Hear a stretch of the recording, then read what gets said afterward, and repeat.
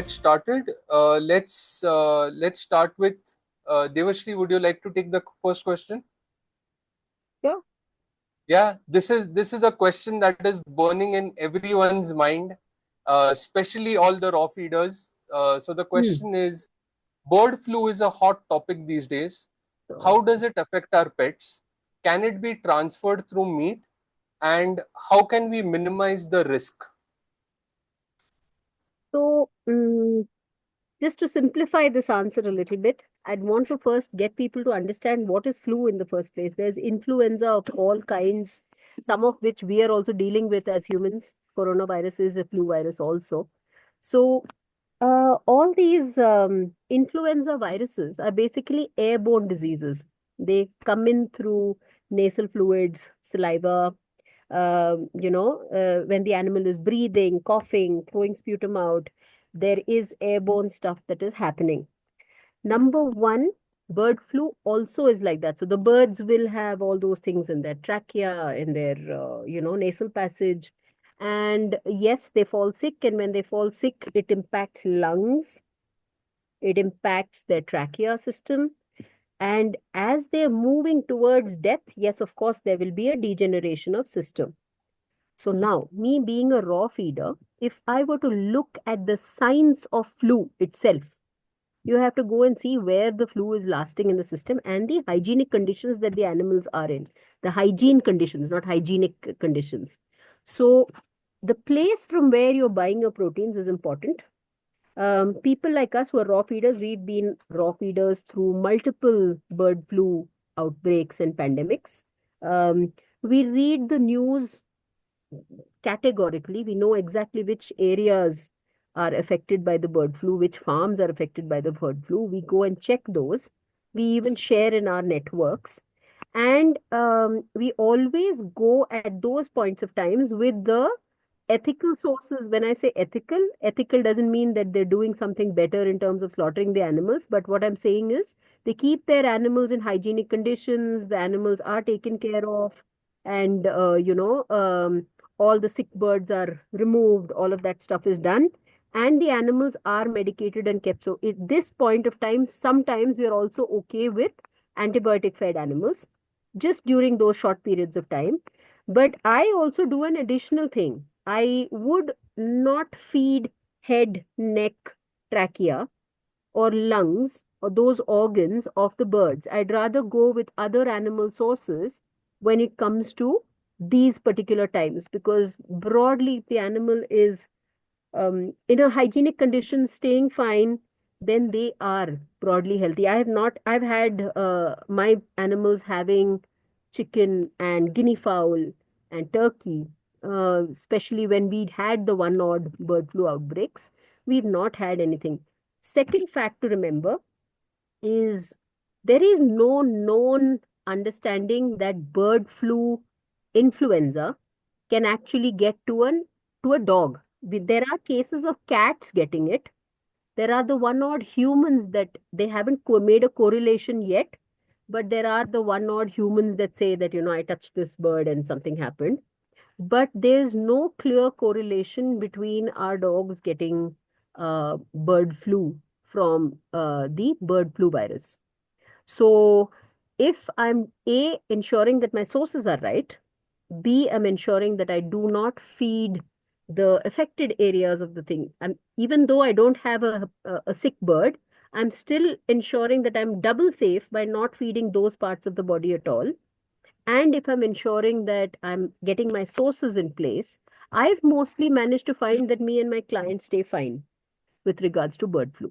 But yes, being alert, being ensuring that hygiene is maintained, and ensuring that you're well aware of your sources is very important when it comes to raw. Yeah, I agree. I think sourcing is one of the pillars of raw feeding. Yeah, I think absolutely. you have to have good sourcing. You can't just walk to any butcher on roadside and ask Yeah. them for meats. And yeah, and So the I think reason we've gone to besides bird this, flu, go yeah, on. yeah, Okay. I think besides bird flu, this is also true as far as even red meats are concerned, because Every we've meat. had So this discussion, pork and tapeworm. Correct. So Correct. every single meat, if you are not sourcing right, will be risky. Correct. Right. So it'll be risky for human, it'll be risky for animal, it'll be risky for anybody. So Correct. when it comes to us as humans, we tend to not look at sources because we are thinking that, oh, I'm going to cook this anyways. The butchers also think that way. They think, oh, this is going to get cooked anyway, so it doesn't Correct. matter if I'm Correct. hanging it out Yeah. for a little while because you're going to cook it. I'm just giving you good tender meat. So when we ensure that we're getting fresh cut meat and from the right sources, at least my butchers are very careful about what they give me. Right. And this is years of relationship. I do not shift butchers so easily. Yeah. Fair enough. CK, do you want to add anything? Because you are the other raw feeder in this. Oh, nice. Yes, like, hi, sir. So finally, Dhanu sir is here. Hello, I've had Dhanu. Welcome some. in. Hi, Dhanu. Hi. Sorry, guys. I had some unforeseen challenges on Zoom. I don't know why. Trust him to come out with those big words. Oh my God. What do you mean unforeseen circumstances? Sorry. Yeah, I would have Unforeseen expected Devisri to challenges. have these kind of issues, but Dhanu, you having these issues is the first. That is actually the first, because on Zoom I never have a problem, but somehow it didn't recognize me through all. I'm logging in through my personal email account. Wow. Okay. Sorry about this. No, Sorry, really that's okay. sorry. That's okay. No worries. Yeah, CK, Okay, would you you were want to? saying. Yes, yes. Regarding the bird flu, yeah, that is a real threat to raw feeders like us. Like, see, when as this she was quoting, like avoiding the parts which is The vulnerable to affected. the. But actually, it goes into the trachea and it will be there in the nostrils, everything. But including that, when I go for this raw feeding in this kind of situation, like I suggest my clients who are not so sure about their source of protein, I ask them to do a gentle cooking. So by that way, they Huh? can re-ensure that there is a safety measure taken during the feeding. There will be What a do you ask them to do? I didn't get that bit. Sorry, you no, I said like, blurred out in. no, I said like during this kind of pandemics, I asked the clients, few of my clients who are not sure about the protein sourcing, who are not sure about where they get the source of protein and all. So I asked them to gently cook the meat so that they'll have a Oh, secondary precaution taken. Yeah, fair enough. okay. That will be another way of avoiding the pathogen. Yeah, correct. If you're not sure of the source, I think it is always better to be safe than sorry. But Yes. yeah, okay. Dhanu, would you like to add anything on bird flu? Yeah, I mean, it's not just bird flu. I think in general, I would like to just say that, you know, the food safety standards that we have here in India are acceptable practices as per, if you get it from a good source, it's an acceptable practice and it's kosher. However, there's um, a huge leap of faith we take when we are talking about a tropic. First of all, we got a problem because we have a tropical climatic condition. Our ambient temperatures are high, so it's not just about viruses. It's also about how fast the bacteria can multiply. While I fully understand that maybe a dog's digestive tract can handle a certain load, but there is a strong cross contamination risk that exists, and we need to be cognizant of it. As humans who handle that, we need to be cognizant of it. When it comes to viruses, I really don't see that we as a country are very proactive on this. And I would even go to the extent of saying that I'm not really certain that even in the West, meat that's put on the shelf, I mean, there is a comfort that they take that, yeah, this is going to get cooked by somebody at home. So it's going to get subjected to a certain temperature by which most of this is going to get sorted out. Having said that, when we look at this from our pet's perspective, in times like this, I 100% agree that a gentle cooking might be the safer option in the interim until we are out of this phase, because we really don't know how far and what impact and whether our flocks here have got their effect or not. I'm not sure. So I wouldn't want to risk that to both my pet or me.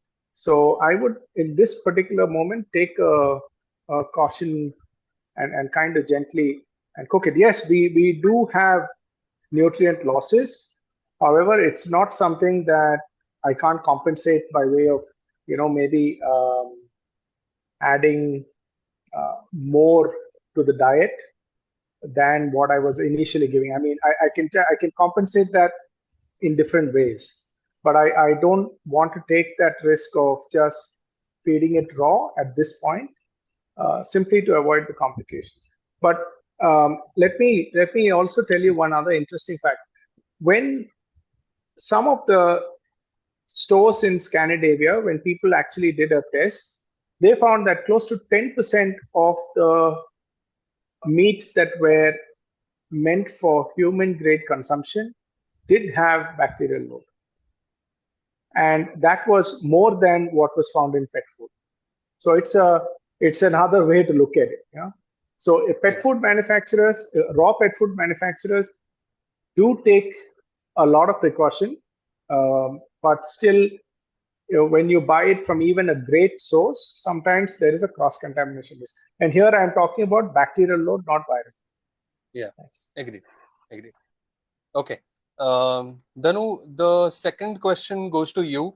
Okay, so the format is that you get about 5 minutes to answer the question, and then we open the question to the others for another 5 minutes for an open discussion. Okay. Okay, so the question is, there is an increasing trend of vegetarian and vegan diets for dogs. Can these truly meet a dog's nutritional needs, or are they potentially harmful? This is actually a very controversial one, but I think I'm going to take Absolutely the bull not. by the Dhanu, horns. this is probably the easiest one that we have. No, I said it's a controversial one because there are Controversial. many He didn't views say it around was it. difficult. Yeah, but for me, the answer is very simple, personally. But I'm not here to answer personally. I would like to objectively take it. So, is a vegetarian diet possible? Let's understand that if I strictly look at what AFCO or NRC recommends, they recommend an amino acid profile. They recommend minimum levels of micronutrients that are essential, right? So when we look at these, as long as these amino acids are provided through a vegetarian source, maybe it's okay. It meets your mark, right? Now the question, I'm not going into bioavailability. I'm not going into those because there is the problem. So if I'm able to give an amino acid profile, and when I mean vegetarian, I'm distinguishing that from vegan. When I mean vegetarian, I'm considering egg as a vegetarian source. Or cottage cheese, or yeah. So exactly. So some of those animal sourced ingredients might get included in a vegetarian diet, but will strictly be excluded from a vegan diet. So for me, if I say, can you fix a diet which meets the NRC, AFCO, FEDIAF marks? Maybe it's possible with a lot of supplementation, right? With a lot of supplementation, it may be possible. However, is it ideal? Definitely not. Why? Because the digestive system is different. We are talking about a different digestive system, and for those kind of sources of ingredients, the digestive system is not the ideal one to absorb those, to kind of be, let me say, the difference between thrive and survive. So here the dog may survive. I don't know how long. That depends on individuals. I don't know when the system is going to break down. But the question is, if the question is, will it break down? I'm pretty certain it will. When? I don't know. That's individual, right? So that's going to happen. Can there be a way around it? Maybe lots of supplements but here's the point. At a fundamental base, if you love your pet, or if you love somebody or something or someone, you are bound by love to do what's best for them. And I think that's where, when we start superimposing our belief to that of our loved one, there is a conflict. There is a problem. So if we try to superimpose our belief of I want to be vegetarian/vegan onto a dog or a cat, worse, it's much worse for a cat, and try to make that like their lifestyle, we are going to push them into problems that they otherwise don't have. Right? So this, I understand this is a long answer. The short answer is I wouldn't do it. Can it be done? Yeah, it can be done in a vegetarian diet. Can it be done on a vegan diet? I am not sure. I don't think you can do a complete and balanced on a vegan diet. Now let's go one more. I'm just going to take a minute. Let's go one more step and say essential micronutrients. There is a huge difference when we deliver micronutrients from natural sources, which has a lot of cofactors that come in, and it has much better bioavailability than synthetically saying, okay, I am giving, let's say, D3 synthetically.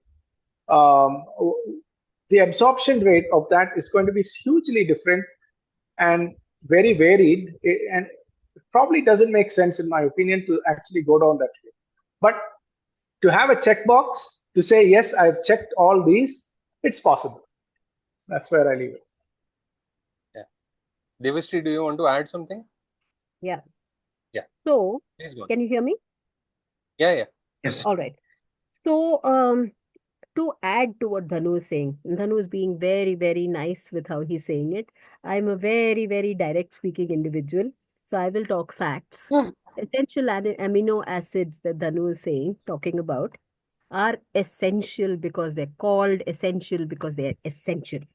And when they're essential, they need to be present in a dog's diet for him to thrive. Okay, otherwise he'll survive. Eventually something will happen and you will not know because you so believe in what you're doing. Because I know vegetarian and vegan pet parents who truly believe that they're doing right for their dogs. Okay. So I don't think that so here is where I wanted to add, Dhanu. It's not like it starts with a philosophy, but it also starts with the passionate belief that I love my dog and I want my dog to also be contributing to the environment, etc., etc.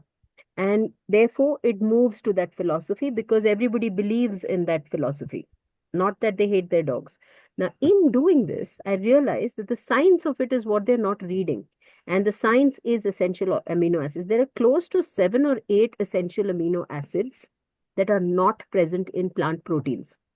You have to do something of animal origin in order to even extract those, unless you get it chemically from a laboratory. You bring it out in some form of an extract or chemical origin. Lysine, arginine, there are a whole bunch of those, and all of them play crucial roles in things like heart function, liver function, and kidney function, all of which are vital organs, by the way.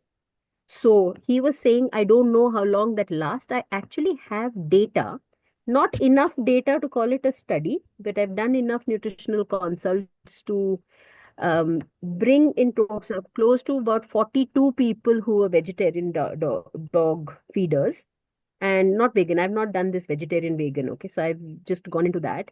And I've realized that each one of them lived about 13 to 14 years, which was very interesting. 13 to 14 years they lived, but they had rough skin. They had skin allergies. They were crankier.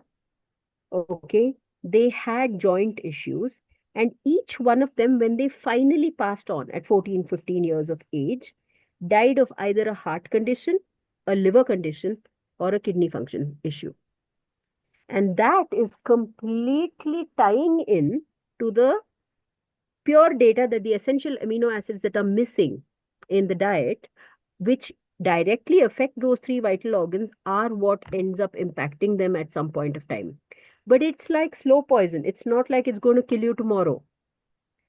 It also means that the gut adapts to an extent, because you're giving them nothing but vegetarian or vegan. The gut becomes far more alkaline, which is not ideal at all. So a dog's gut is supposed to be somewhere between 6.3 to 6.5 pH value. So the urinary tract is supposed to have a certain acidity level. Okay. And that will only come from working with animal proteins, because the, the pancreas, so the gallbladder, I don't know how many of you know the science of it, but the liver and the pancreas, they go through a duct, a Y-shaped duct that actually drops acid, biliary acid, into a gallbladder. And every time it's time for food, the gallbladder releases a pump of acid into the stomach. So it adds to the stomach acid in order to dissolve the proteins that these animals are having. But if you're giving more alkaline food, which is plant-based food, then it's more fiber, it's more of the fermentation kind of material. That's alkaline. And when the gut releases acid, it results in salt and water kind of a formation. So it sits over there. Some of it ferments, and then you start seeing crystal formation. Those true white crystals, calcite crystals, which all of them try to go down into the kidney. They'll go into the bladder stones. You'll realize you'll have gallbladder stones. You'll end up having kidney stones, and all of which result because we are having more of the alkaline gut. So UTI is a very, very common issue for animals that struggle with this kind of diet. And there are those that work on grain-free diets, but also add veggies into it. And I notice they also end up having those kind of things. So what happens is you're causing a chronic ailment in a dog that is perfectly fine and healthy, simply by changing the way his gut is working. And that is not ideal, in my opinion. I don't think any animal, why don't we try feeding our lions and tigers vegetables? Because we are trying to change the world and I know we as human beings have a gut that can flex, and we are actually better off with vegetarian, maybe vegan. So I don't mind going vegetarian and vegan. But if I really have to feed species appropriate, there is a food chain and there's an ecosystem that is meant to, study of that is going to actually keep the balance of nature. But yes, our animals are out of that ecosystem because they're domesticated. They're not really part of that ecosystem. But still, if they were in the food chain, they would be in that, the primary predators. They would be, the second level predators. So when they are second level predators, they have acidic guts. They're supposed to have some amount of herbs and berries and some little fruits that fall off the trees. And that's what will give them that little bit of sugar or that little bit of complex carb that they need. But predominantly, your diet needs to be animal proteins, because you're meant to be a second level predator that's hunting. Now, we have evolved because our animals are living in domestic worlds for a while, 12,000 years plus to be precise. And it has taken 12,000 years for us to be able to get the dog to adapt to digesting 15% of those plant proteins. So if I give 100 gram of plant proteins, 15% approximately will get absorbed. The rest of it will come out in poop, in feces. So these are the facts. Do you want your animal to survive or do you want your animal to thrive? Is the question to every pet parent out there. And there are enough vegetarian and vegan pet parents who have found ways to feed their dog species appropriate diets, even though they themselves are vegetarian and vegan. I'm vegetarian. I'm not vegetarian by religion. I'm vegetarian by choice, because I feel like if I can do species appropriate for my dogs, I should do species appropriate as well. So I think that's what I wanted to say with regards to. Fair enough. Payal, Prithwish, do you want to add on to this? I actually do. Sorry, Prithwish, I'll go first. And this is a very personal experience and it's quite an egg in the face. This is quite a few years back when I had just got my dog. And my dog had an acute kidney injury, and I was told that, O-creatinine is so high and you must, take out the protein and put the dog on vegetarian food. And, you know, like every good parent, I listened. And I started. So 3 months in, the fur started, like Devisri said, you could see the changes in fur, and I was like, okay, the dog is sick. Then I started, and this is, the biggest grouse that I have is people say, oh, my dog is happy, my dog is eating. But what you don't realize is that muscle loss, and you see that if you are actually touching your dog often to see that there is so much muscle loss that the legs are now spindly, and for that you should have had some baseline in the first place to know that the muscle loss is happening gradually, because it is so gradual. Like Devashri said, it takes so much time. You actually need to track that Can't kind make of the progress. connection.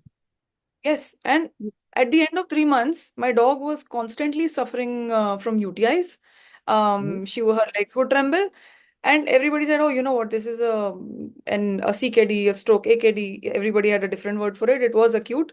Uh, it's a result of that. But no, it was not a result of that. It was a result of the vegetarian diet. And so Yeah. therefore I said, okay, I will manage the creatinine. But my dog needs to go back on species appropriate. And when she did, and I'm happy to report, and that's one experience, because all my other clients are Jains, and therefore, they all came from dal rice, dal bhat, all of that kind of a stuff. But today, every single one who is on species appropriate reports great fur, reports great muscle structure. There, everybody is reporting exactly the same things the moment they understand species appropriate means meat. And so therefore, yeah, completely in agreement with what Devshri has said. Personal experience, yeah. Well done. I Well agree. done. I'm so happy to Prithwish? hear this from you. This is beautiful. God bless you. Oh, by the way, for those of you who don't know, Payal herself is a vegetarian. Oh, yes. So Out of choice. May all of us humans be vegetarians and vegans and fruitarians, and please, because that is species Dogs eat. appropriate for us. Yes. Or else let us have guinea Devasri, pigs as pets. let's not get there, because I Sorry, have a very contradicting view on this. sorry. Okay, Okay. we Oh no. Okay, so no. This is I got a let's we stick can to discuss dogs. this Let's at stick to a later dogs. stage. I'm sure Dhanu also has a very contradictory view on this. But Yes, Prithwish, yes. do you want to add something on this? Huh. So Devisri has already covered the anatomical part. So I want to say one thing. In the current scenario, there is a lot of talking about the commercial vegan dog food, right? So a study is there. So that is used as a reference. That food has been fed to dogs for over a year, and all the parameters are fine within the limits. So they claim that vegan dog foods can be perfectly nutritionally accurate or maybe suitable as far as meat-based foods. Now, one thing needs to be understood, as Dhanu said, living beings don't need proteins. We need amino acids. You will not find any requirement of protein mentioned anywhere. You will find either nitrogen or amino acid. Now, the main point is, AFCO is saying you need to attain this much amino acid.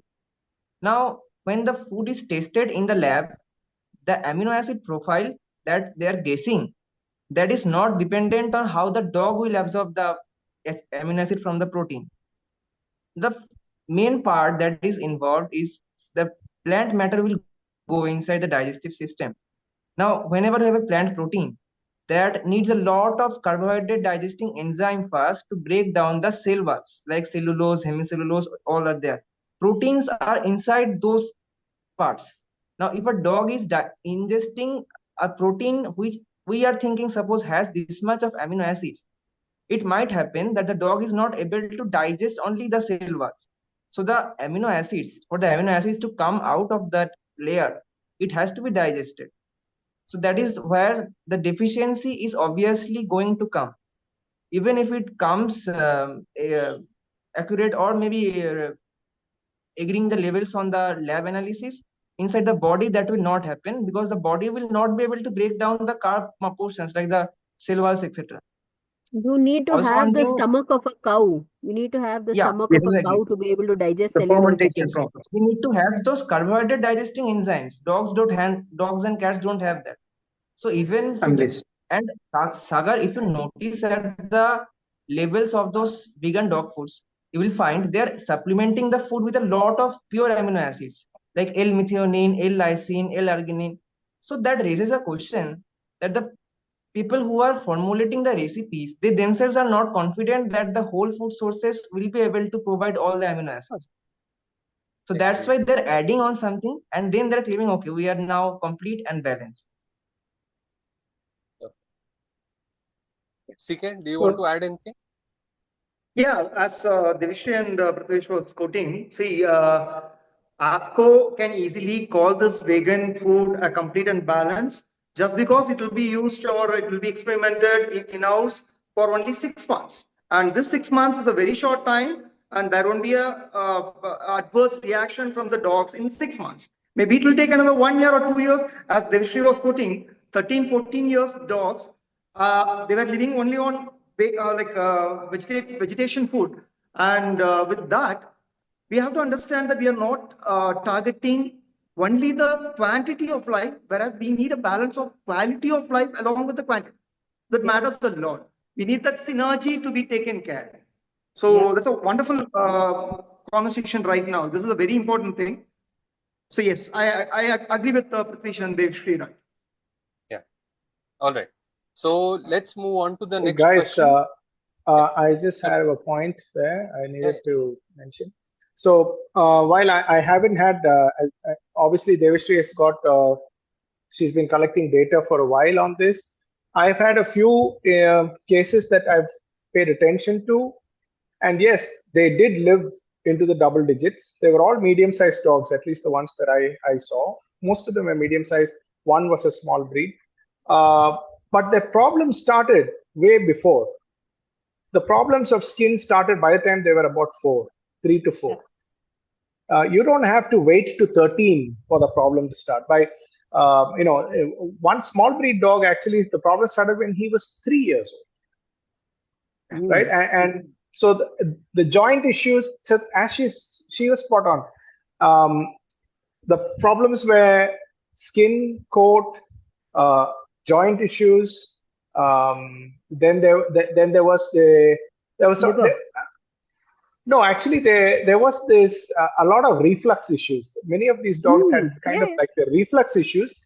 But you didn't mention them, but at least the cases I saw, they were having reflux. They would bring out food and all of this. But point is that they were not healthy dogs.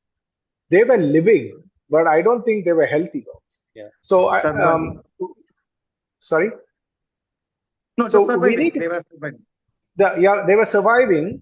They were not really healthy. They never had what we will call as vitality in them. I've seen them. I could not see at age 3 what a vibrant dog it should have been, and it was not there. So clearly there was a payoff, and unfortunately in this case the dog paid. The human paid for some supplements, the human paid for food, but the dog paid with quality of life. So somebody pays. Question is, who in the equation pays? Another thing I wanted to just throw out there, and I don't think we have a conclusive answer, is the difference between plant fiber and animal fiber. And increasingly, I was of the same view that, when we have some plant fiber, it's great, pre-digested, it's brilliant, some berries, etc., etc. While I still am convinced that the phytonutrients are really good in these. But there was an interesting case that someone put my way a few weeks ago, and then it started I started thinking another way. There was a case where 60 humans were given divided into 4 groups, and they were given, all of them had IBS, chronic gut issues. Humans, and they were put on to, sorry, humans, yeah? Humans, two-legged creature, okay. Sorry. Yeah, two-legged creatures. And they were put onto this diet, where they had, some of them were given plant fibers and some of them were given animal fibers. Yeah. And interestingly, only the ones that was consistency was found for a better conditioning of the or better improvement on the conditions happened for the ones who were actually on the carnivore fiber. So that kind of like, these are for humans, and we are more omnivore than any other creature on this planet. So I'm beginning to think that there is a possibility that maybe, you know, animal sourced fibers might actually be doing a better job for dogs than really only plant sourced fibers. So we're talking only fiber here. We're not talking phytonutrients. I think we just need to differentiate that. But I just want to put it out there that this is a clear possibility. And the reason why I believe that plant fiber in a huge amount cannot be digested is because the gut microbiota for those species that thrive on plant fiber is totally different from what you would need or what you would see in a dog or a cat. So I just wanted to add those points. Yeah. Sagar, will you allow Prithwish, do one you more want to? raise hand? Yeah. Devisri, just a minute. I think Prithwish had also raised his hand. So I was going to say, as Dhanu said, Sagar, we also know, I just missed one point. Fiber, the more the amount of fiber in food for dogs or cats, we are missing one point here. There is a digestibility of the food, digestibility of the protein, energy, and the fat. So the more plant matter is coming inside with the food, the lower the digestibility is going of the proteins, fats, and energy. And one more thing, in commercial foods, there is something called crude fiber. So crude fiber is actually not a representation of the total fiber content. It only represents a small portion of the insoluble fiber. So in many vegan foods, you will find that the crude fiber is 3%, 4%, like that, within the 5% range that is expected. But it can be possible in most cases. I mean, I am quite sure, because whenever you have a plant matter, it cannot come without the fiber part. So it is obviously possible that the crude fiber that is showing 3%, 4% of the level, if we consider the total fiber, like the soluble plus insoluble, it will cross maybe 15%, 16%. So that is going to have a very detrimental effect on the digestibility of the nutrients and overall the food. Yeah. Okay. Devisri, do you want to add something? So I was trying to respond to Dhanu, who was saying that even the humans do better if they have a little bit of carnivore food alongside. That's because our immune system works on a micronutrient, which is a B vitamins. And B vitamins are very less available in plant. It's most always in animals. So my mom, just as a case in point, my mother is a widow. So you know how it is with widows. They're not supposed to have non-veg or something if you were to go by the conventional old methods. And she was beginning to show deficiency because she was really good as a vegetarian. She was following it really well. And then we realized that she was beginning to have a medical condition where she was forced to have egg and fish because the B vitamins were so important. Those particular B vitamins were not coming across anywhere. The omega-3 fatty acids were not present. So there were a lot of those things that happened. You can use things like flaxseed oil and this fiber and that fiber, but it's never really the same because it is working a different way. The fatty acid chain itself is different and you require a different digestive system for it. The minute you work to change the digestive system of an animal, they will adapt to an extent because they're not getting anything better. But the toxin buildup in the system is what Payal was talking about when you see. So today, case in point, I had a golden retriever, a 1-year-old golden retriever who came in with a trainer. This is a certified trainer. She came in to use the sensory garden, and her dog was a golden retriever, 1-year-old, who hadn't even had her first heat. Okay. She was like a skeleton. She looked like an indie with a large head, with rough body. And the first thing I knew was there's something wrong with the diet. So I asked her what's going on. She said, oh, she has a kidney issue. She has only one kidney. So my dietitian has said no animal proteins at all. So she's on a vegetarian diet.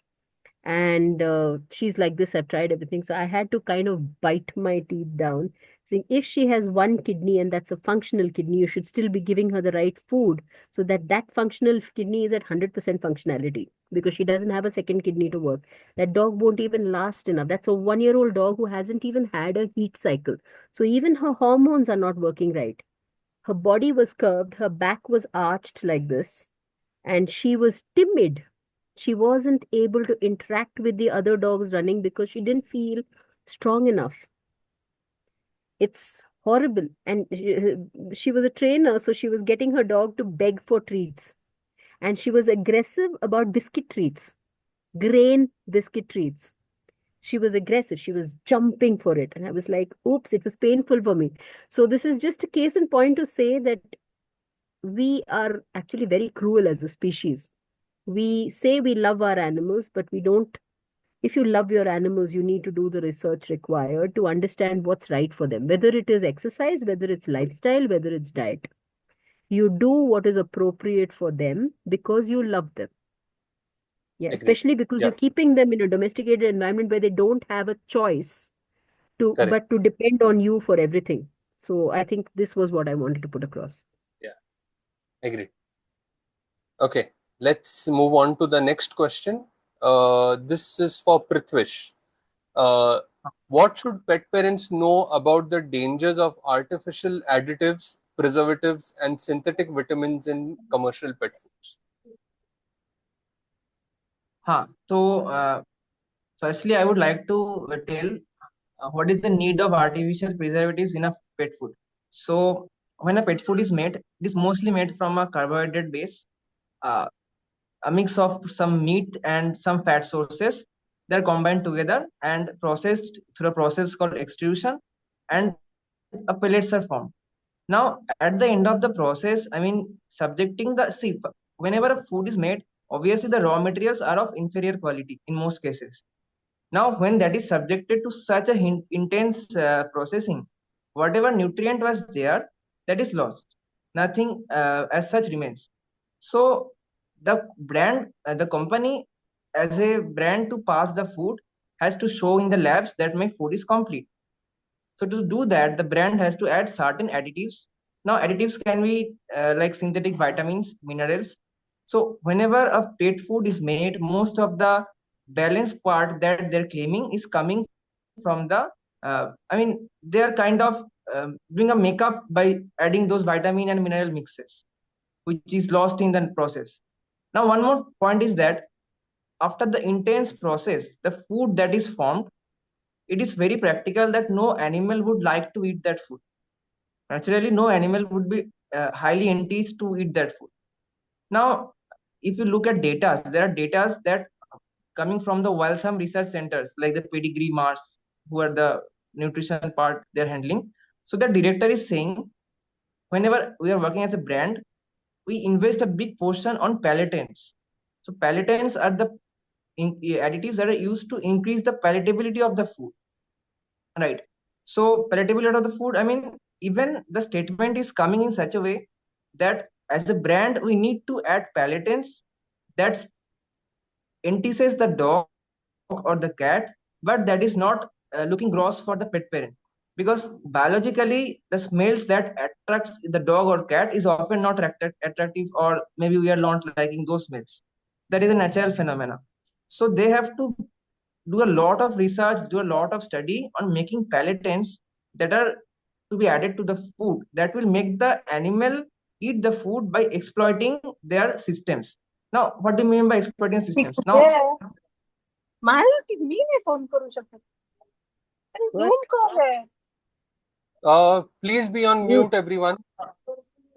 people are Yeah, sorry, Prithwish. Please go on. okay. So, what do I mean by exploiting the systems? So, by naturally, dogs have sweet receptors. Cats do not have sweet receptors. Dogs have sweet receptors. Now, pet foods are intentionally adding additives like vanillin, etc. So these are bringing the sweet taste to the food. So whenever the dog is smelling that food, the attraction towards the food is not because of the nutrient composition of the food.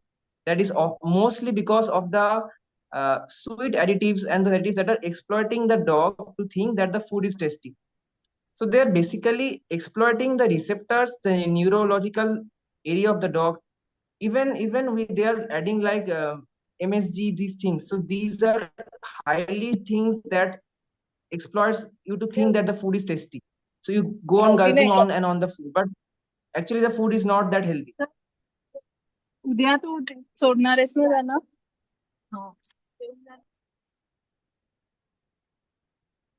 Tushar, can you please mute the person?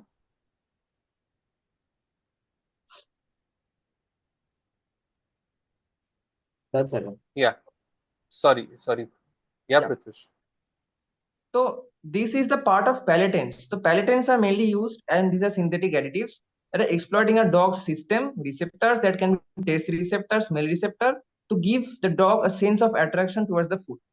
Next comes the antimicrobial preservatives. I mean, when a food is there that is sitting in the store or at your house for 2 years, so there is no way that the food can stay fresh or without pathogen build up, without any use of antimicrobial things.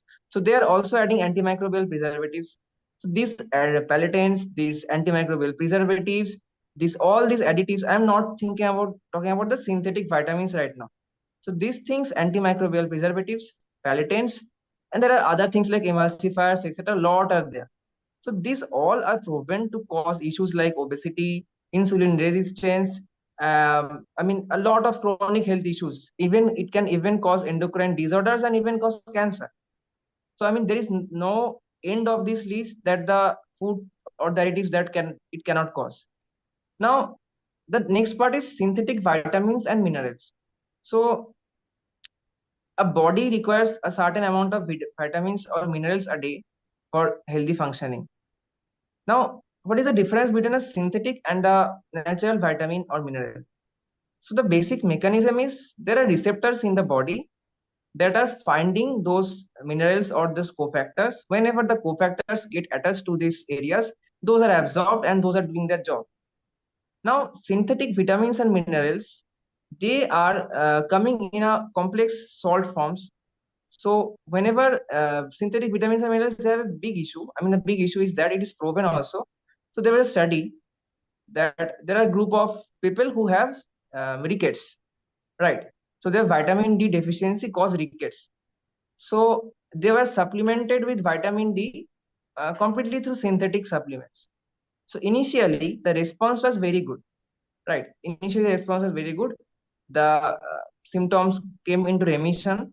But after a certain point of time, it was noticed that the condition is again coming back, although the patients were taking the vitamin D supplements. So what happens is that, suppose in this case, the people or the patients, they had a deficiency of that vitamin for a long time. Those receptors were wanting those cofactors.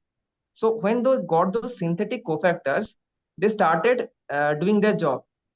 But these cofactors also have a very disadvantage.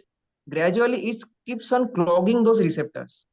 So once those receptors are clogged, after a certain point of time, the absorption of those same nutrients gets on coming down and down. So synthetic vitamins and minerals are never the ideal way to fulfill the entire range of the nutrient requirements. It can be used to fulfill which we are not being able to give to fresh food. Also, one thing, synthetic vitamins are at high risk of causing overdose, because the reason is whenever you have a natural vitamin or mineral, the structure, those are isomers. The isomeric structure is very complex. So it takes time to get into the body, get into absorbed and get distributed. When you are supplementing with synthetics, it gets very rapid. The entire process is very rapid. So if you are not very careful with the dosage, synthetics can cause very fatal outcomes. I mean, there are reports where uh, brands got recalled due to vitamin D excess, where pets got their kidneys damaged due to the excess of vitamin D. So whenever you are feeding cannot happen almost, unless you are very much going out of the box and doing something that should not be done. So these are the Okay. entire scenario. And I would like to give an example. Just few days back, I was working with a golden retriever. So he had a liver issue. He had a liver cirrhosis. So so he was having vitamin K deficiency, right? So at that point of time, the vet said we need to give vitamin K, because the body is now having vitamin K deficiency, and he was having those bleedings, GI bleedings, because of the lack of blood clots. So at that point, initially we gave synthetic vitamins because those will be easily absorbed. Those will be easily taken by the system, and the outcomes will be faster. But gradually, as the dog reached a state where the vitamin D deficiency was filled up, we started to fulfill the requirements through fresh foods. So synthetics can be used for short-term deficiencies, deficiencies that are being there for long-term. We can use it as a base to cover up the deficiency in the initial stage, but it should not be ever used for a long-term course of period. Okay. All right. Anyone wants to add anything to this? Yeah, I would like to add a couple of points. Number one, on preservatives. So let's go to preservatives. One of the biggest component in dry extruded products are generally starches, which is grain. The biggest problem for grain is aflatoxin, right? So most of these microbial or pathogen control, let's call it that, is targeted to stop the aflatoxins. It's targeted to stop, since the input material are not really the best, you have a lot of risks. For example, you have risks for fats. Now, fats are stored in most often fats are sprayed onto the product. So fats are liquid. So fats have to be kept at an elevated temperature. However, between fat molecules, there are always air pockets. Like if you look at it from a microscope, between fat molecules, there are always air pockets. Now, even if you keep this at an elevated temperature, if you don't use these pathogen control measures for dry extruded kibble, which are really strong, there are pockets into which salmonella can actually go. So in between these fat molecules there is one strain of salmonella that actually has the ability to go in between these fat molecules and live very comfortably there, not affected by heat. So you can heat it to even 300 degrees, nothing's going to happen to it because it's an insulated air pocket. So when it gets sprayed onto the kibble, you can actually get the spores back in, and that can actually cause a salmonella infestation. Just as an example. So there are plenty of things. Then there are other things like that are called biogenic amines. Now these are things which are pathogenic, but they are not really something that you can stop you can't really stop it once the action has started. It keeps on increasing, pretty much like oxidization, right? So once the food starts getting oxidized, you can slow down the process, but you can't stop it. So similar thing happens when you use this. So for all of these things, given the kind or the nature of the ingredients and the way that food is made, there is no other option for them but to use these strong pathogen control measures, right? Shelf stability is a different thing altogether.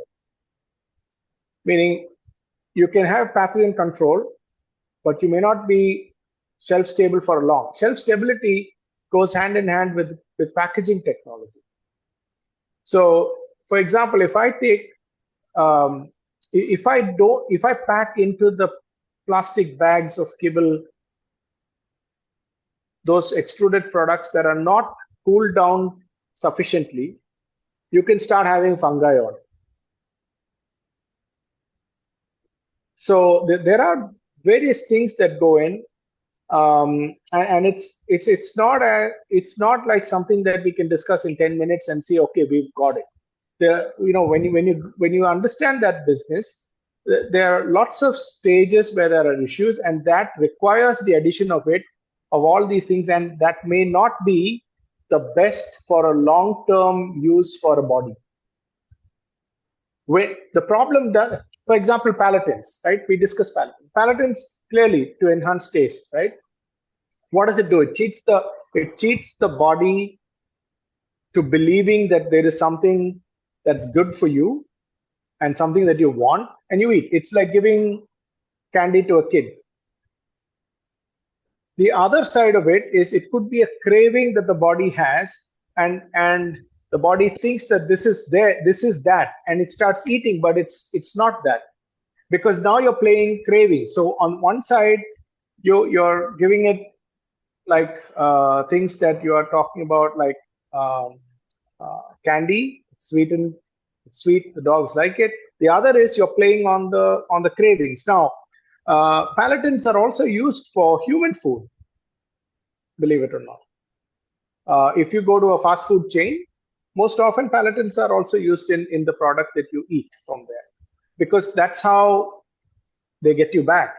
Because that's why what you eat in that store can never be replicated in your house, because it cheats your system for you to like it, right? So now the point is, if you keep subjecting your body to this and only this day in and day out, you have a problem.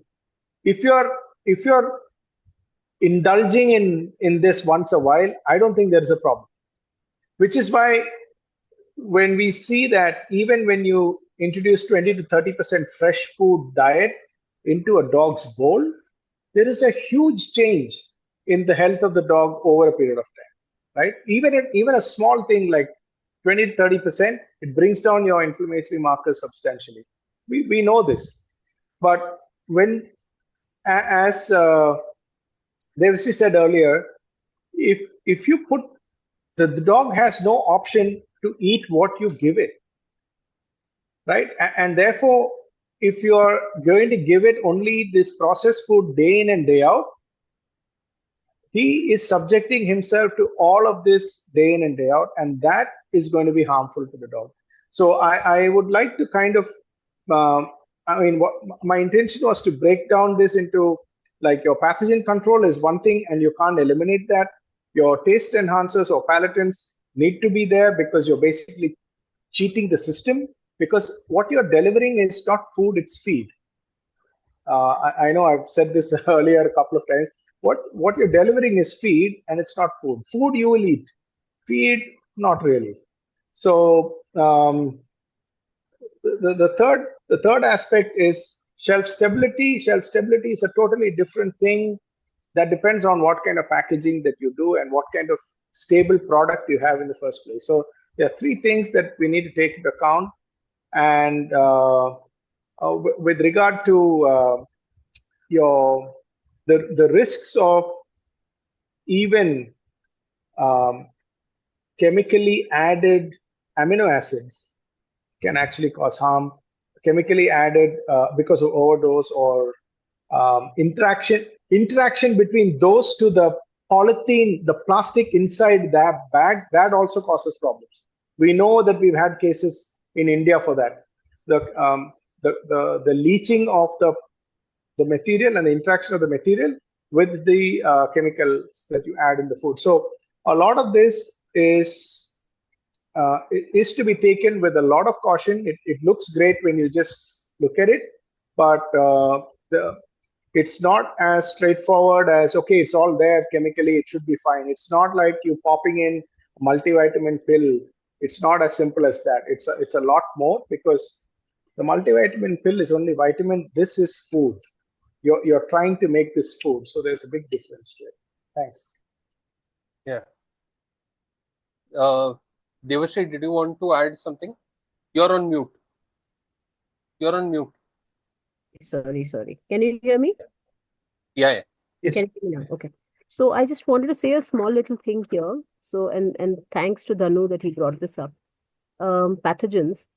When people talk fresh food and raw food, vis-a-vis any of these kibbles and processed foods, this is the biggest thing that they keep talking about. They talk about pathogens and they talk about the health hazards of pathogens. Um, I actually find that pathogens that are able to stay inside insulated air pockets, like he was explaining, of kibble or any other processed foods, are far more resistant than us who ensure that we wash our hands right, wash the food right, freeze it properly, and then put it out. You'll still have, as long as you're sourcing right, once again, saying the same thing, sourcing right, sourcing fresh, ensuring that your cold chain is in place. If you do it right, you'll always find that you will be safer, at least with regards to the health of your dog, if you're doing this the right way. So I just wanted to put that point in here, because we were talking pathogens. Fair enough. Okay. Should we move on to the next question? I think Prithwish wants to say Yeah. something. Yeah. Yeah, so I wanted to add just one point I forgot. So in the current scenario, there is a trend of seeing antioxidants in dog foods, I mean dry dog foods. The common antioxidant you will see is vitamin E that is added as shown an antioxidant. But it is very important to know that those are not added to benefit the dog. There are the fats that are present inside the food. Once you open the pack of food, it goes to a lot of oxidation and creates free radicals.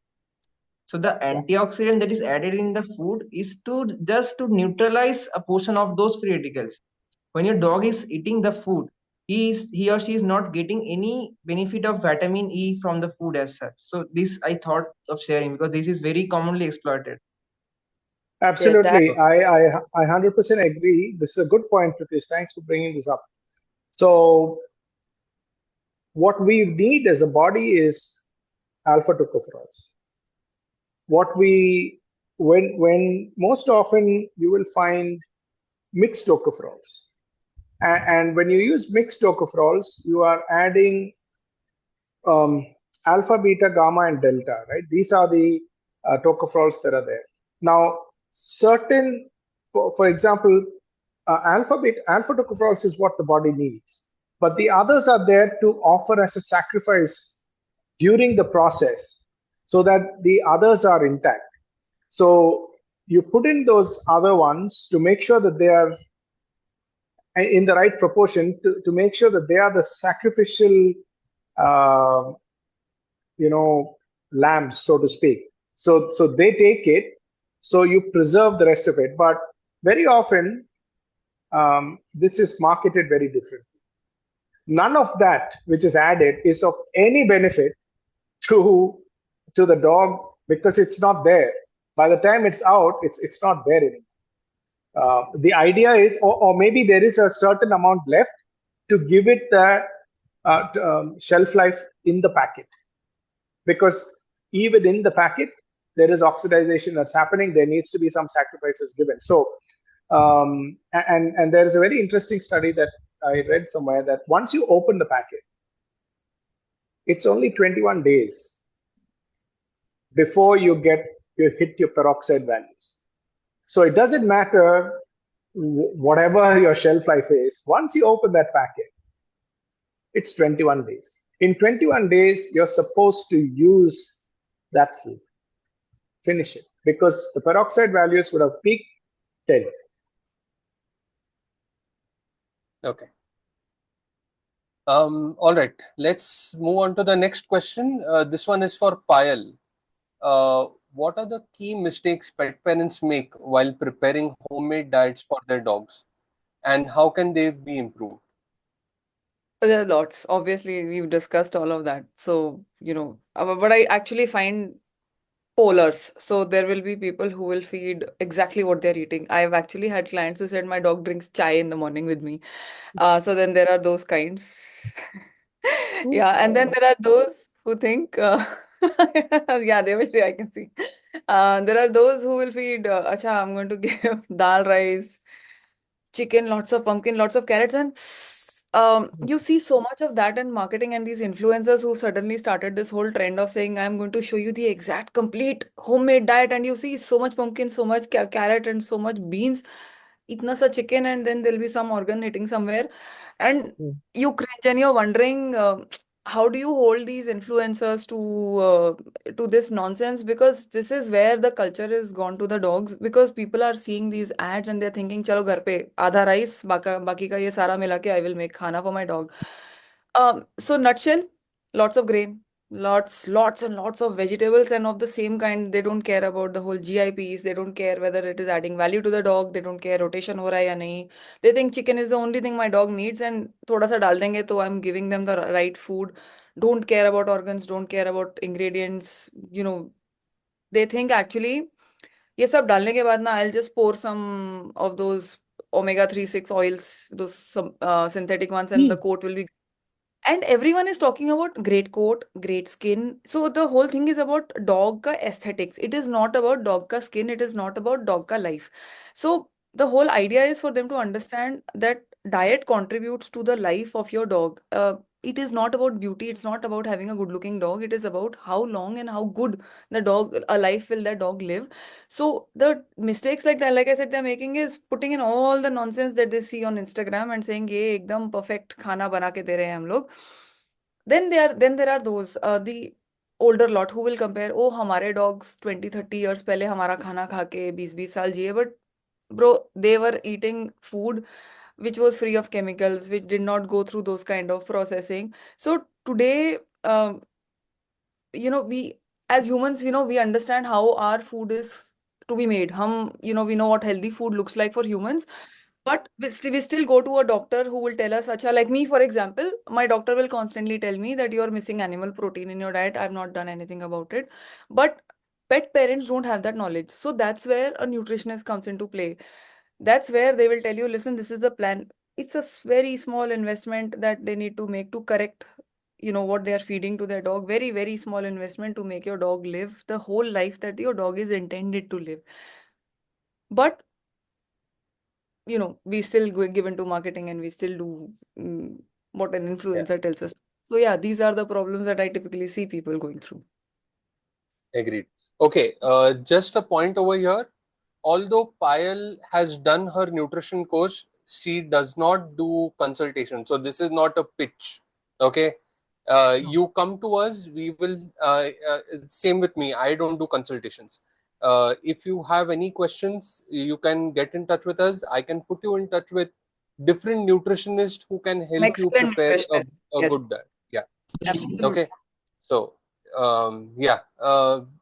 Do any of us want to add anything to this? खुद के लिए तो nutritionist के पास जाओगे, कुत्ते के लिए तो नहीं जाओगे. That is the Exactly. point. This is where we make the mistake. I want a six pack. I will go to a nutritionist. I will hit the Amen. gym. But Yes. for my dog, I know better. So this is the mindset that we forget a very critical thing. We forget that the dog is an animal that shares a space with us. And I think this is where we begin to have a problem. And I 100% agree with Payal. There's so many of these influencers. If you look at them, they have this like whole cauldron of veggies. And Yeah. they will say, I'm adding this dog food wala chicken, which is probably 80% bone and some skin. And they think they've added chicken to it. They try to optimize on this, but they land up paying. As I always tell people, somebody always pays. The question is whether you pay for medical treatment later or supplements later, or the dog pays by quality of life. Somebody pays.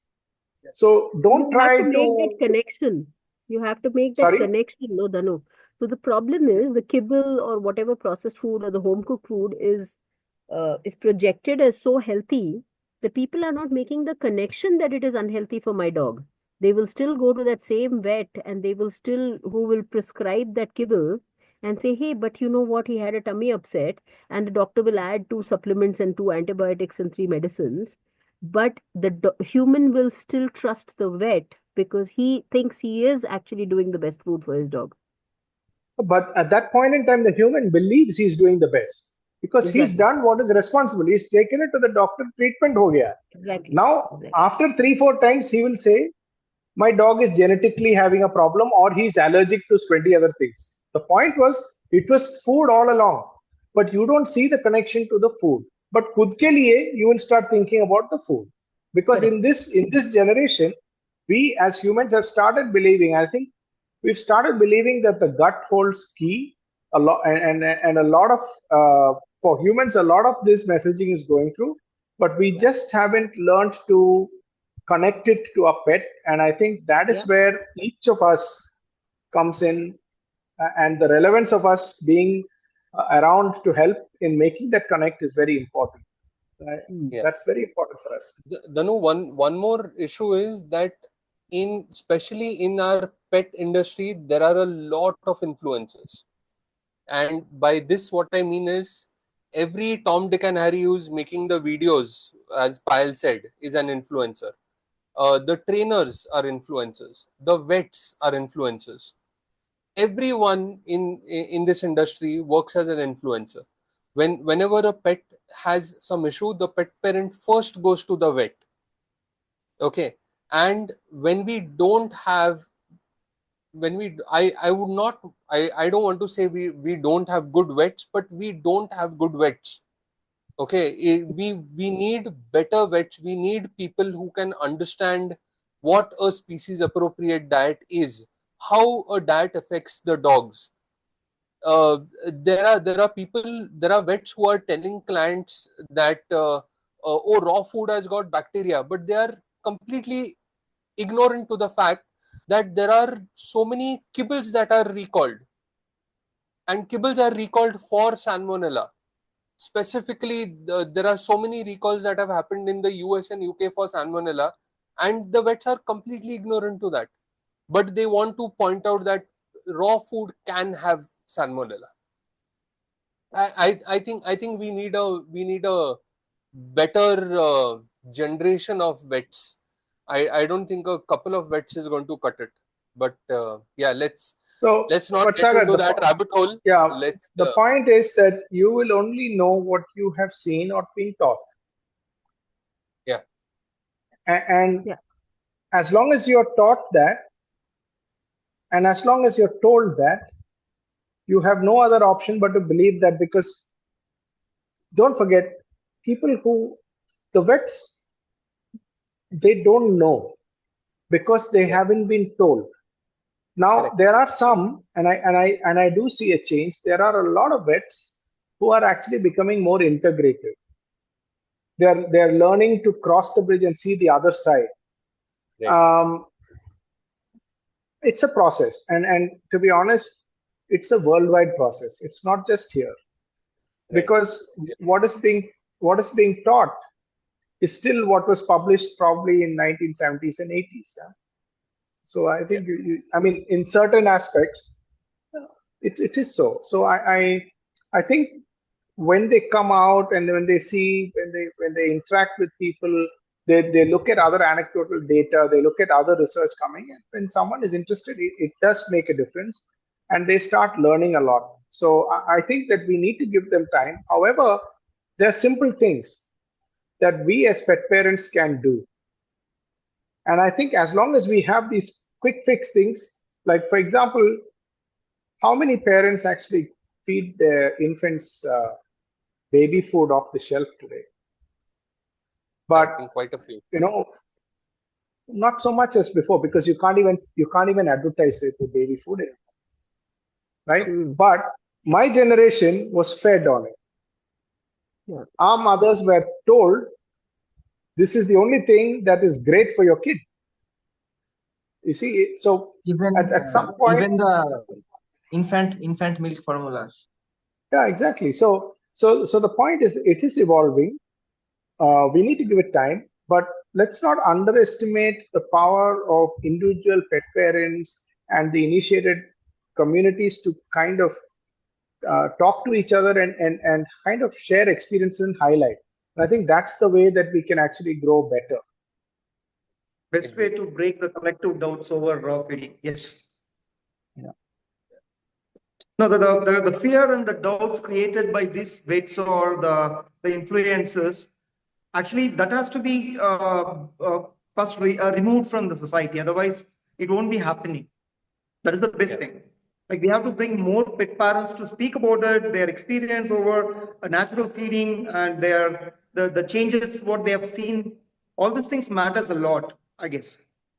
Correct. And I agree. Sagar, there Yeah. won't be any recall in India. Don't worry, there won't be any recall of kibble in India. Yeah, we are coming Because to it that. is- We are coming to that. But CK, I think you would agree. Most of the pet parents who come to us, okay, and I mean any of us, they come to us when they have a problem which they have tried multiple solutions which they have not had a solution for.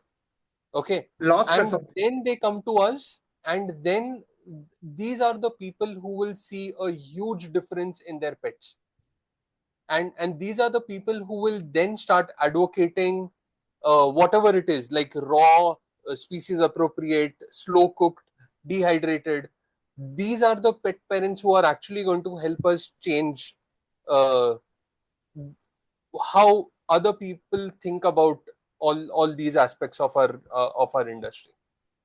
Very true, very true. We are considered as the last resort, and once they come in, Yes. there is no go back.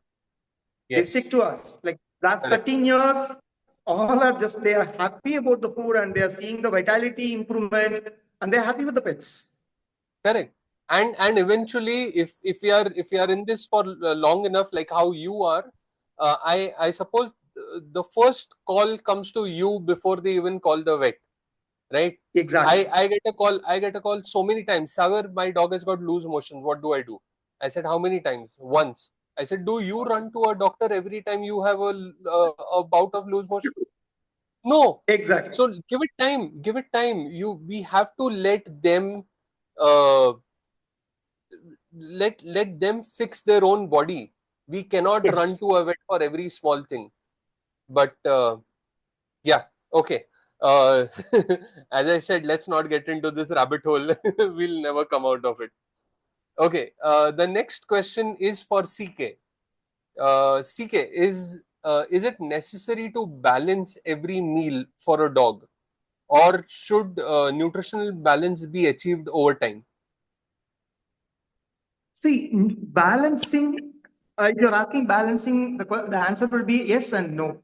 Because we have to understand what a balance is all about. If you are going to ask me about the meeting of essential nutrients in everyday food, yes, of course we have to do. See, when you're having all the nutrients needed per day to your dog, still you're not balancing calcium and phosphorus. What is the point of having the nutrient? And for this matter, only kibble companies, like they do all the formulations and they put all the things in a single bowl. So when you feed your dog, they get everything in balanced manner. But in natural feeding, this cannot happen because you cannot fix a single recipe for all the dogs. A same size won't fit for all the dogs, right? So there should be variation of ingredients, rotation of protein, and there should be a bifurcation of nutrient profile to bring the balance over time. And I think I was discussing this with Dhanu sir a few months back also regarding balancing. So balancing is a very important factor, but in natural feeding cycle, you cannot do it because we are not going to stick to a same recipe for a longer time. We don't want to saturate the cellular level memory of a dog by providing the same amino acid profile. We have to change it. We have to rotate it. We have to make the animal create its own balance and equilibrium by interacting with different profile of nutrients. Yeah. That's my So point. so why do vets so, like, the first problem that the vets would say, I think that would be bacteria in raw food. But the second thing is that homemade diets are not balanced. So why Exactly. do vets concentrate on balance so much when, like how you said, balance is not something that can be achieved in every meal. Because I don't balance my own food. No humans will balance their own food in a single day. You cannot do Correct. it. AFCO has come up with a regulatory saying that these are the nutrients needed in such a level. That's all. But balancing it every day in each bite, that won't be possible, I would say. But exactly, see, if a dog needs so much of protein per day, yes, that's very essential, and you have to achieve that. You have to meet that requirement. But if you're talking about the micronutrients, which comes from, say, if you want to add zinc, you can add pumpkin seed. You can add organ meat. See, if you don't have organ meat or pumpkin seed today, that doesn't mean that you are going to stop your feeding of your dog, right? You can achieve that tomorrow by adding those ingredients. And because vets are advocating that because AFCO asked for it, and they have got all the syllabus based on AFCO's recommendation. AFCO says your 8 dogs has to be in-house, fed the same food for 6.5 months, and out of that 8 dogs, if 6 survives without losing 15% of their body mass and no depletion in the blood markers, then the food is balanced. I can show you dogs which were fed on the same kind of kibble never show any sign within 6 months. After 1 year or 2 years, definitely you'll see chronic illness in them if they are fed with a very bad ingredient, like very bad branded kibble. So the basic design itself is having a void which has to be fixed. Yeah. And I think, CK, one thing that a lot of people overlook is we don't worry about balancing our child's food, right? When it comes to our own children, we don't worry about balancing their food. But when we are talking about our dogs, everyone wants to balance everything. So every meal has to be balanced. So it kind of looks like feeding a dog is more complicated than feeding a human child. That is what the company wants people to think. This collective doubt created among the pet parent is the investment of the companies where they can market their food. See, before 100 years, that there was no kibble. It was a different kind of baked food, right? At that time, the processing was actually better than the extrusion. The temperature exposure is much better. But right now, it goes to extrusion. And as Prithwish and Deshima was telling, after the extrusion, all the synthetic ingredients are sprayed, added, and all the palatability improvement ingredients are sprayed, added, and just we are cheating the biological knowledge, the biological capability of a dog to think that it is a meat. Actually, see, what is the ingredient added to the extruded kibble? Just ingredient which makes this kibble smells like meat, nothing other than that, right? Because dogs have very less taste receptors, 1700, something like that. Whereas they have almost 220 million receptors for smell. So they go by smell. So we are cheating the dog by spraying something over the kibble and making them think that it is meat. Yeah. So it is a collective doubt creating system to make people think, yes, my dog need a balanced diet every single bowl. But there may be a different opinion. See, that is what I'm telling you. Balancing is different, whereas giving the essential nutrient every day is completely different. You cannot cut down the meat from the bowl and give all other ingredients saying that I don't want balance today, because you are lacking the very essential nutrient, which is protein. Yeah. So that's my point. Agree. Dhanu, do you want to add something? Yeah, so I think it's important to understand a base distinction. So when NRC, AFCO, FEDIAF come up with these essential guidelines, we are approaching food for companion pets from a feed-based concept. We assume that they don't eat anything else and they're going to eat this, and therefore this is the essential nutrient profile you need to have. This is the base assumption. Now, that is why we don't call that a diet. We call that food. There's a difference between, like a human, we don't eat only the same food every day. We have a diet. Even if you have a dairy farm, the cows have a diet. They have legumes, a certain percentage. They have certain percentage of roughage. They have hay. They have concentrates. All of that. It's a diet. But unfortunately, our companion pets don't have it. They just, if they are eating commercial food, they just have one food. That's it, right? So when we're talking about a diet, you don't need to really balance every meal, because the body has the ability to synthesize, to store, to kind of compensate, all of that, right? But what's important is the diet as a whole is balanced. There may be some excesses somewhere, but as long as it's within the limits, it's okay.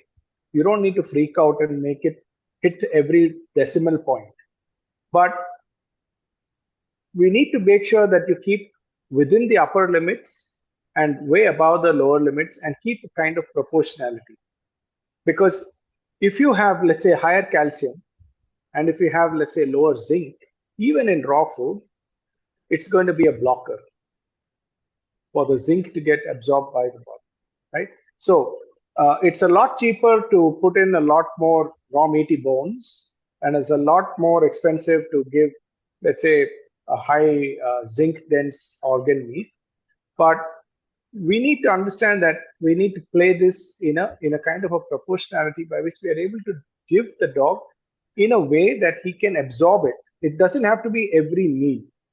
So the distinction, first of all, is food, feed, diet, and meal, right? Diet and meal. And I think this is very important for us to understand. Second, when we move to a whole food based diet, meaning we're not using a derivative, no two eggs are going to be exactly the same. No two carrots will ever be the same, right? So there will be a change in amino acid profile as well as micronutrients, even if you use the same proteins, even if you use the same, let's say, micronutrient sources from, let's say, carrots or leafy vegetables, etc. You will still have a kind of a profile difference, even though it's within a particular range. So the risk that you run that the body will block itself or will not be able to synthesize is much lower. Obviously, rotation is great, but it's important that if you're talking about a rotation, make sure the diet is complete and balanced. Don't look at balancing every single meal. It's not necessary. If you're a raw feeder, make sure your diet is balanced. But work with somebody to make sure that it is. Don't assume that just throwing some meat and, oh, I got quail eggs today, I'm going to throw it in, it's great. That's not the best way to fix the bowl. I just wanted to. I just bought quail eggs. Since we were talking about raw food, I wanted to put one little point in here. Proportions is very important in order to build a balanced diet. But proportions, balance comes from two sets of things. One is macronutrients and one is micronutrients. Macronutrients are the ones which will affect almost immediately because they're macronutrients, they're in larger quantities. And if there is a balance mismatch over there, you will almost immediately see a response in the way the body is defecating, is releasing excreta. So macronutrients, you'll be able to see a direct impact straight away. Micronutrients will take longer time because the body's absorbability, the body's immune system, and the body's own synthesizing factors. I'm talking about dogs as well as humans. I mean, any living creatures will have this. But the absorbability and the metabolism of the system itself is going to shift by micronutrients. Macronutrients will show clearly. So I always say, keep your macros proportionate on a day-to-day or say week-to-week basis. And that's why for me, pre-model raw is something that I've always worked very closely with after trying all kinds of different raw feeding techniques. Pre-model raw works on the base premise that an animal in whole will have a certain amount of macronutrients like bone, muscle, organ, and try and create a proportion of that and then rotate the parts of meat within the body of that animal, because different muscles will have different protein levels, different toxins sitting in them, different fat levels. So my neck muscles, if I'm not moving them around much, will be much softer than say my calf muscles or my shin muscles, because I'm standing a lot and I'm doing that. People like me who talk so much, probably my cheek muscles are far more stronger than others. So that's where I'm coming from when I'm saying that different parts of the body also have different protein levels and different macro and micronutrient levels. So when we work on proportions, especially when it comes to raw, where everything is still in pure form and you can make errors if you're messing those up, it is very important to know what your parts are and what the nutrition profiles are. Use your macronutrient proportions to be broadly good as per the dog's requirement. And micronutrients are things that you should be playing around with, rotating, ensuring that the dog is doing. And the dog works beautifully on their own instinct, by the way. You will find dogs picking and choosing things that they're okay with and trying to avoid things that they don't. And if there's something macronutrient related, I would prefer to go with the dog's instinct, because his ability to understand what his body needs. You'll see a human doing the same thing. Today, I don't feel like eating this. Today, I want to skip breakfast because I'm feeling full. That's your body's instinct. That's your body telling you that I don't need this. We have this habit of telling our dogs that यार सुबह 8 बजे खाना है और शाम को 8 बजे खाना है. उसने नहीं खाया तो उसको एसिडिटी हो जाएगी, तो मेरे को हैंड फीड करना है, मेरे को कुछ और खिलाना है. I don't understand why we don't let our dogs be. We don't accord the simple fact that that animal also has a brain, and while that brain does not work in a human habitat, it works beautifully for its own body and its own habitat. It works. He's more than equipped to handle his species with whatever instincts he has. So when we start thinking for the dog, we end up sometimes causing disbalance as human beings who are overthinking the way our dogs are supposed to eat. Okay. All right. So we've crossed 1.5 hours. We have a lot of questions to go. Should we do a part 2 for this rather than extending?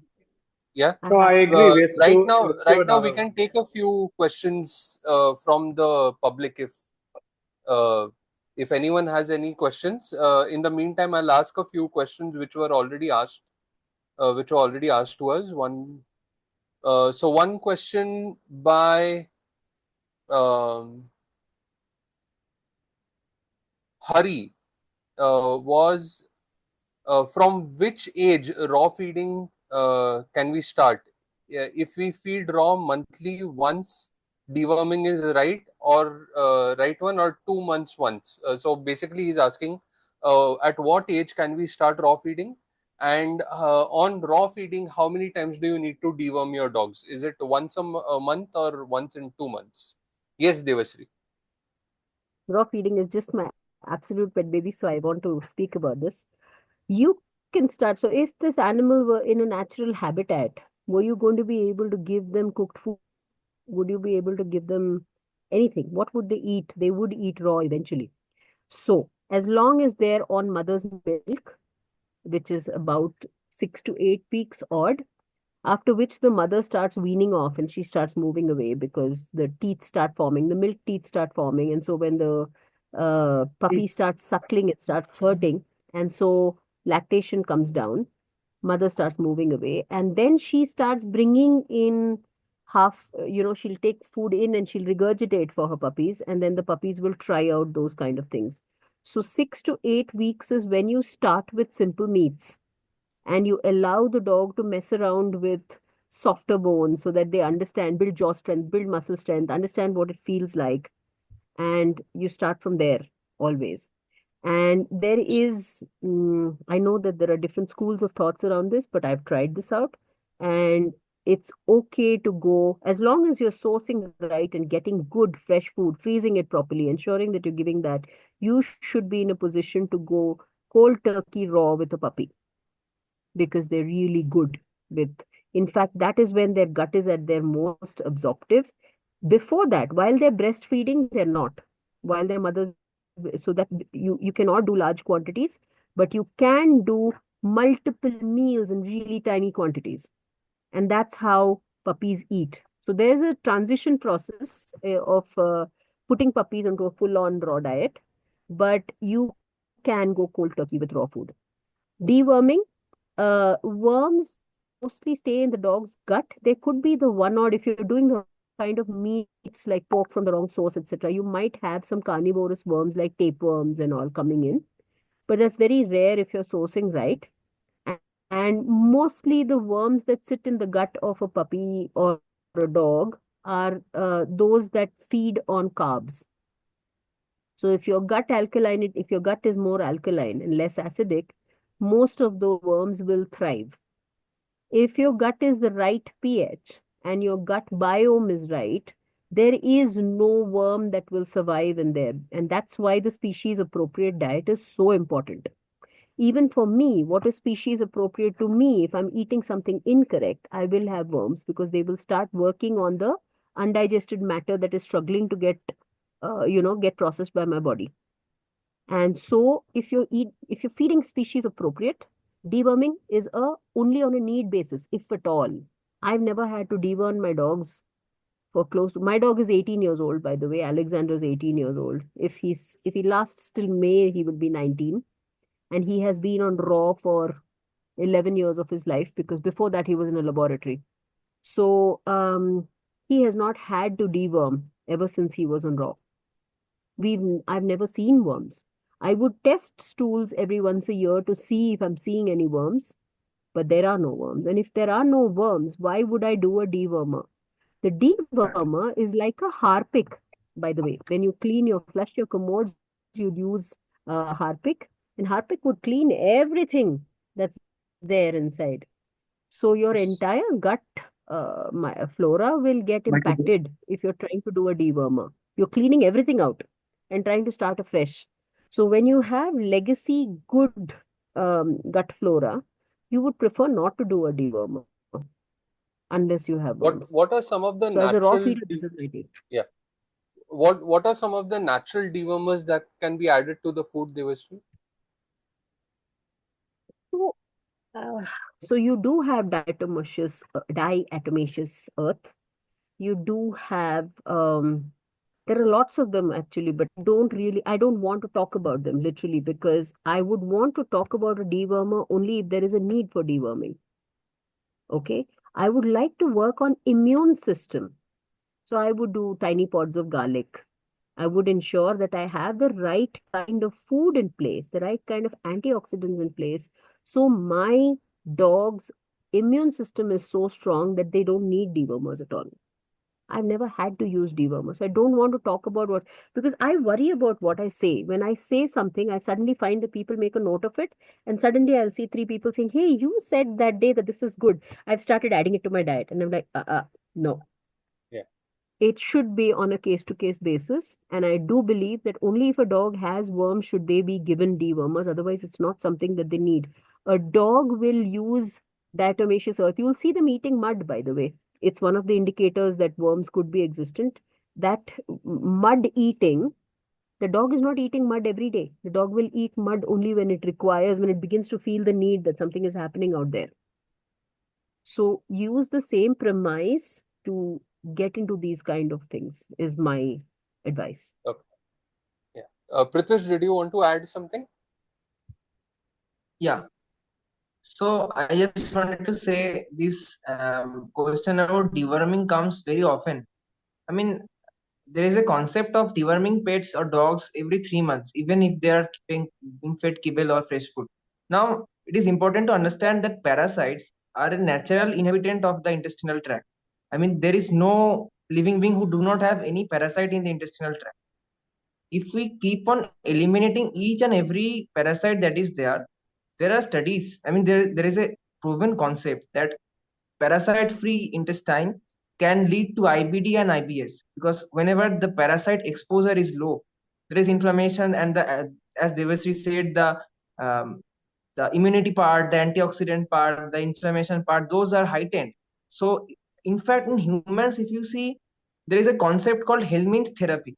For IBS, IBD patients, they're injecting parasites into the intestine, and that is proving out as success. So, consistently getting rid of all parasites is not at all a wise decision. Okay. All right. Okay. So the next So question as is, a breeder, Dhanu. I'm not answering this as a pet food person. I'm answering this question more as a breeder, because CK will also be able to add to this. So when I used to feed raw to my puppies, we introduced them at 23 days to raw food. 23 days, simple ground meat, 8 meals a day. 8 times a day, so once in 2 hours, just a little bit to nibble, yeah, 23 days. Because why 23 days? Because nature said 23 days. When does the teeth erupt?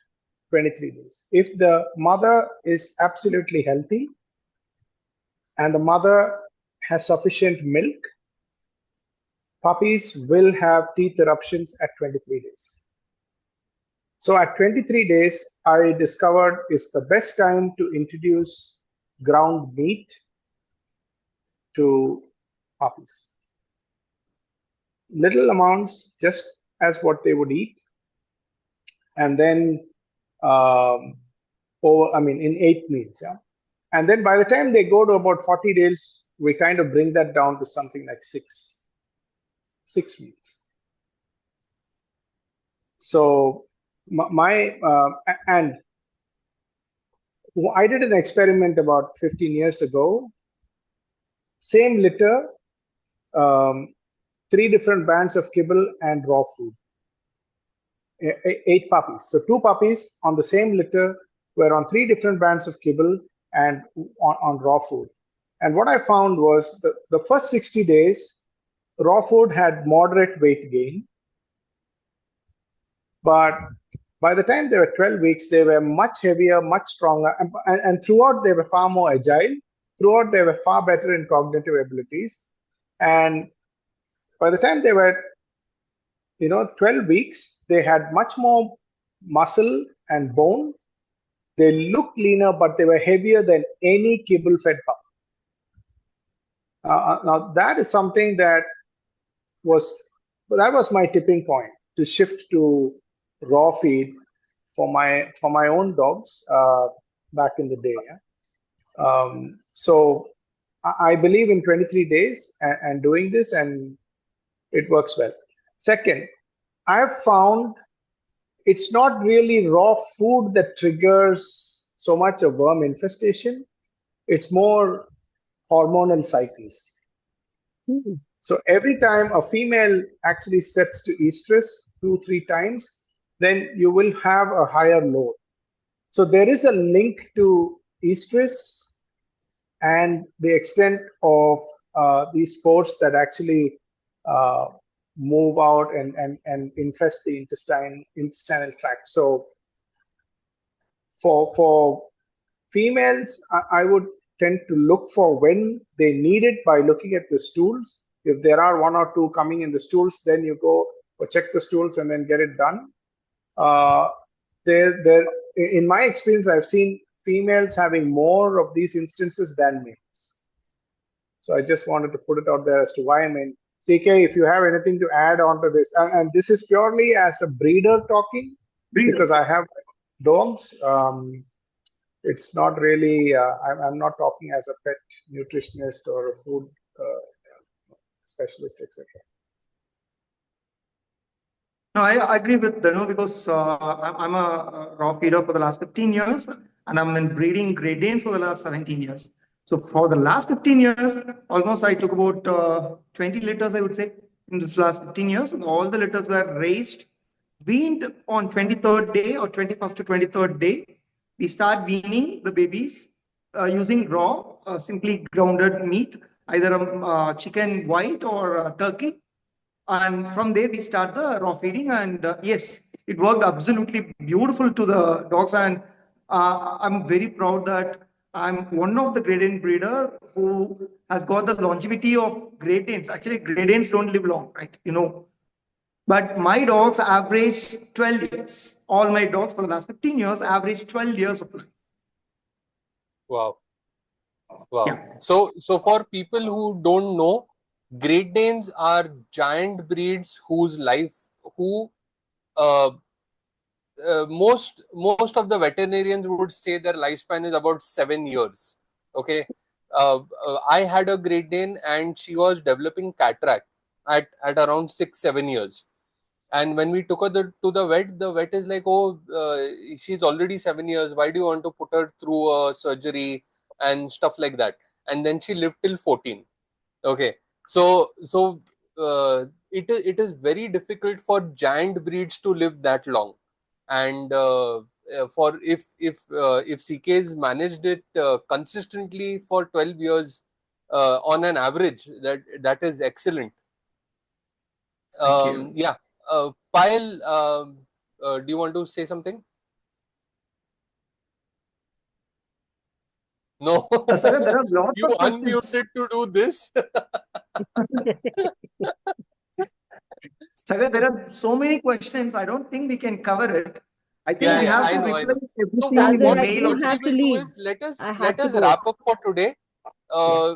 Whoever has answered asked the questions, I'll send them the answers personally, and let us continue with a part 2 on the same topic. Okay. If I can just answer one question that came from Yes, Kavita yes, on the chat. I don't know yeah, if she's here. Yeah, okay, she is. So she got two dogs. She alternates between fish, chicken protein. I mean chicken protein means I'm assuming it's fresh chicken that you feed. yeah. And I give them kibble once in 7 or 8 days. Okay. While the elder is fine, the younger's poop is gelatinous and mucousy every 4 or 5 days. Now, okay, and she also says that the younger one has never had mother's milk. Mother passed away immediately after delivery. So here's the thing: if you're feeding raw food, so number one, then the younger one didn't really get a chance, and I don't know what was given. If the mother passed away, what was given to the puppy as to sustain its life? Was it another dog's milk? Uh, was it a surrogate, or did you give it goat milk? Because people do that. People also give it a milk replacer and things like that. So I'm not sure what it was, but invariably, let's assume that if it didn't get enough colostrum and mother's milk, that there is a compromised microbiota initially. Immune system. Right? That's the bottom line. He would have a sensitive tummy, usually, if it was so. But if you do notice this, when you do the flip between the kibble and the raw meat, maybe I you don't need think to she's on identify raw meat. what She causes. says home cooked. Dhanu, she says home cooked. This is not raw. Yeah, cooked meat, Sorry, so it's home and Dhanu, cooked. So yeah, she also said she gave petlack. Petlack. sorry. Milk Meal, replacer. milk. Milk replacer. Milk replacer. replacer. Yeah. Okay. So since you're feeding cooked, it could be most likely. It appears that it's most likely something that is basically a weak microbiota he has to start with in the first place. If it's gelatinous and not really something that's causing a problem, even on occasion, sometimes a completely raw fed dog does have something have his off day. It's not uncommon to find it. There could be a gelatinous, little bit inconsistent to what is otherwise normal. If it's only gelatinous, don't worry about it. If it's something that happens often and he's purging and he's got other issues like that, then note whether it's just note whether it's the days that you give him extra fat, because you're also giving him chicken. If you're giving him way too much fat on that one day and then the next poop is actually slightly gelatinous or slightly loose, just note that. But otherwise, if it's not really a big problem, I would think don't need to fix it if it's not broken. It could probably, my suspect is that the dog was orphaned. He has a compromised microbiota. You did your best that you could. So just don't, you don't need to really stress too much about the occasional gelatinous poop. So I want to add in over here that yes, there will definitely be gut will be compromised at this point of time. So I always want to take away anything that is toxin. So I do understand that, Kavita, you're doing home cooked non-vegetarian food, but when you're saying home cooked, how much of grain is there in it? How much of veggies are there in it? What all are those? What are the total ingredients is something you'll have to share with us at some. So this will probably require a slightly more detailed conversation than this kind of a question. It is home cooked, and home cooked non-veg, I have known very few people to do grain free. So if I have a puppy with gut compromise, I would start with boiled meat with the right amount of bone, which is the easiest digestible thing for a dog, species appropriate wise. I would start boiled and slowly move to blanched, and then slowly and steadily. Someone like me would go back into raw, because almost immediately the gut microbiome will change. Because I'm taking off the grains and the veggies, I'm reducing the need of the gut to work harder to process something, because it's more species appropriate. And that's how I would do, little by little, but it has to be in proportion. If you give only boneless chicken, or you give only one fish fillet because the bones are very bony, then you are giving only muscle and you're not giving the other macronutrients, and almost immediately you're going to see bad poop. So this is where I was talking about the proportion of macronutrients to always be kind of consistent, and make it easy so that it's boil it really well in the beginning and then give them a little bit of that. And smaller meals multiple times a day, Kavita, if you're listening to me, so that the gut gets time to rest and is not having to process a lot of impurities. Then you move towards more species appropriate food. That's the only thing I can say. But yes, a review of what you're doing in home cooked is very important, and won't just be fish and chicken protein and eggs. There would be other things there, and we need to look at those. Yeah. Okay. Devisri, you have a question in the chat to answer. It's from Divya. And in the meantime, CK, can you take this question? So this is, I think this is Neha, is it? I've been feeding my 3-year-old Shih Tzu majorly carb-based diet till last month, and there was a lot of rashes and ear infections. Currently giving him cooked kind of balanced food. Is there something else to be taken care of to reduce the infections? CK, I think I know who this is, and I've just spoken to them a couple of weeks back, and we've started adding meat to their food. But is there anything else that she can also do to make sure to reduce the inflammation? Yeah, she already told the root cause of the inflammation, the carbs, and I think they have stopped it. But whatever the damage caused by the carbs already it is actually getting healed, but in a slower process. And being a Shih Tzu, it has lots of fur and lots of omega-3 is required. And see, that's what I'm telling you. A dog with a short hair will need a different kind of fatty acid profile than a dog with a dense hair. So right now, I would suggest adding something to improve the antibodies preferably the maternal antibodies, what they get it from the mother's milk, like IgM and IgA. Like you can go with adding colostrum supplements for the body to recover easily out of this inflammation. With all the balanced food, whatever you're giving right now, you can consider adding colostrum, and you can consider adding omega-3 in a bioavailable way, not this flaxseed oil or something. You have to add a quality EPA and DHA form, which is a fish oil. That will be preferable. So that is the two things which is very essential right now. And yes, water soluble, not to miss this, they need water soluble vitamins, vitamin B and vitamin C. Okay. Prithwish, do you want to add something? Actually, this case of the Shih Tzu is so typical because she's got a kind of atopy along with otitis, and there is a very, very strong research to suggest that dogs that are fed a high carb diet usually develop this, and it's usually it's spot on. At year 3, they start having this ear infections and otitis and things like that. So just taking him off this, and as CK mentioned, giving him a species appropriate diet will really help in a long way. Try going back to a species appropriate diet, and if you have otitis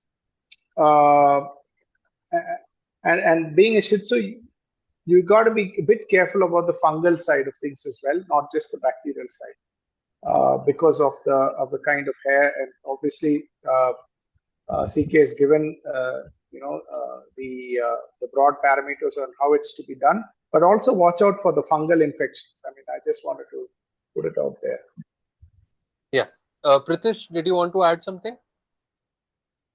Yeah, so I wanted to say, as CK said, add a lot of anti-inflammatory items like EPA, DHA, GLA, and you can add sources of zinc too, great for skin. And yeah, so as Dhanu said, it is very common after a long period of allergy or these skin issues, secondary bacterial fungal infections remain on the body. So if those are there, it has to be seen if those are there. So if those are there, unless we are treating that, the condition may not be back to completely normal state. So you can just add on those anti-inflammatory, immune boosting things like colostrum, etc. And if you see the things continuing, you can just have a thought of having a skin culture or this test to rule out if there is any secondary infection. Valid point. Okay. All right. Sure. I think we have covered most of the things in the chat. I'm sure we've missed out on a lot of questions, but we can take the questions in our next session as well. Okay. Yes. All right. Thank you everyone for joining. And if anyone wants to get in touch with any of the experts on this panel, please send me a message on WhatsApp, and I will get you in touch with. I'll get you in touch with them. All right. Thank you so much, everyone. Thanks to all the members and the panelists. Thank you so much. Thank you.